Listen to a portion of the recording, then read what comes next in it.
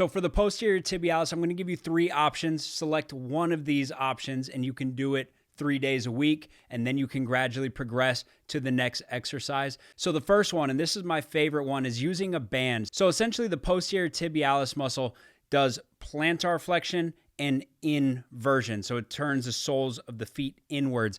Now, these are also the muscles. The tendon goes down and pulls up the arch. So if we have underactive post-tib, all of a sudden we have fallen arches, we have plantar fasciitis, we have shin splints, we potentially have Achilles problems, patellar tendinopathy. There's so many overuse injuries that athletes get from an underactive posterior tibialis.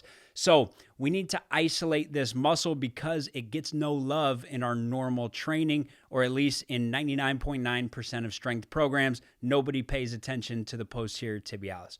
So what I like to do is I like to get a band. So use 2 bands. Typically, a light resistance is better here compared to a super heavy resistance. Now I'm going to show you an alternative if you don't have the bands. But if you do have the bands, this is my favorite option. So as you can see in the video, I'm getting it around the ball of my foot, maybe just below the ball of my foot. Now the band on the outside, so on the pinky toe side, I'm going to loop that around one more time. So I now have more tension on that side. So I'm already resisting that inversion. Then from there, I'm going to take that outside band and loop it through the inside. And so now I'm just going to pull it tight. So now I have all of that resistance coming from the outside. So you notice if you give a tug on that band, then your pinky toe side is going to flip open. All right, so we want that outside more resisted than the inside. Now do that to the other side as well. Already, I could just pull straight back and now do my exercise from here. So this is option number 1. I touch the heels together, and then I'm going to bring the soles of the feet together. So I like to think about touching my pinky toes together. So heels are together, and I'm pointed out diagonally like this, and then I'm coming down, plantar flexion and inversion simultaneously. I'm trying to touch those pinky toes together, and then I come back out. All right, pinky toes together and come back out. You probably won't have the range of motion to actually touch, but you want to make that motion like we are going to touch the pinky toes together. Now, if you want to make this even better, we can resist inversion a little bit more by getting more of a diagonal line of pull on that band instead of straight back. So if you have like a power rack that you could hook up the bands to, that's even better. But for me, I like to just loop it around my thumbs, and then I place my hands down on the floor, and I put a lot of pressure on my hands. So I'm basically trapping that band down. Now, again, I don't want my hands right by my side because I do want that diagonal line of pull so that it's resisting that inversion.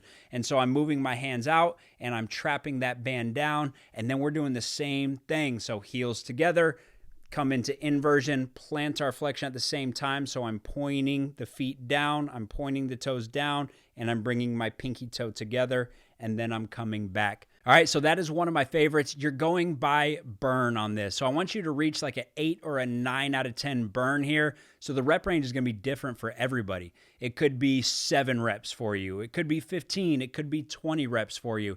So basically, I want to do 2 sets of a 9 out of 10 burn. So that might leave me at like 15 reps, right? And then each time I do this exercise, I can add a set until I get up to 4 sets. So start at 2 sets, and then the next day, I'm going to do 3 sets. The next day, 4 sets. Once we're at 4 sets, let's keep it there, and then we can start to add repetitions. So now add maybe 2 to 3 reps each session. Or another way to progressively overload is we could increase that band tension a little bit more. Now, another option, some people don't want to deal with getting 2 bands and looping it around. And for some people, it's just too much of a struggle to do that. So, hey, we could just do calf raises coming towards the pinky toe. So our normal calf raises where we kind of finish with pressure kind of on the inside edge and pressure on the big toe, that's not what we want here. I want the pressure away from the big toe. So I'm doing a calf raise, right? Plantar flexion, but I'm coming more towards the pinky toe. So the soles of my feet are pointed inwards at the top. So again, I'm still isolating that posterior tibialis with its 2 main functions of plantar flexion and inversion. All right, so obviously this exercise might not be very beneficial just body weight. Maybe if you're super underactive with that post tib, it will be enough. But for a lot of us, we'll want to load this. So you could go on a step, you could go with dumbbells. Balance seems to be an issue there for a lot of people. I actually like to do it on a Smith machine because you have that additional support. So balance isn't a factor. So I could go on like a bumper plate or a small step right under that Smith machine, and then just start with the barbell and just do my calf raises, finishing out towards the pinky toe. And then obviously the loading potential is really high there. I can gradually start to really overload that Smith machine bar. Now, same thing for reps. We're going to about an 8 or a 9 out of 10 burn. Start with 2 sets and then gradually overload until you get to 4 sets on that exercise.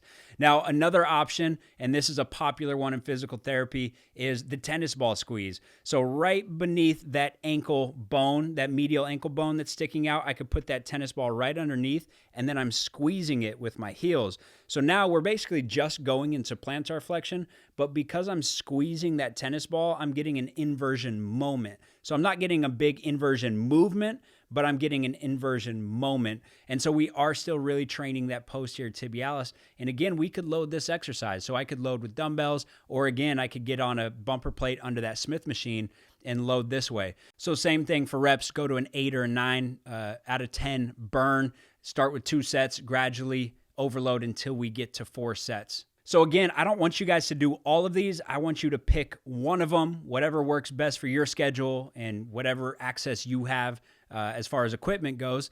And I just want you to do these Monday, Wednesday, Friday, or any 3 days, but probably separate them by a day, especially early on, because you probably will feel some soreness the next day, especially if that post tib is underactive. Eventually, you might get to the point where you can start to do these maybe 5 days a week, but I would definitely just start at 3 days on non-consecutive days.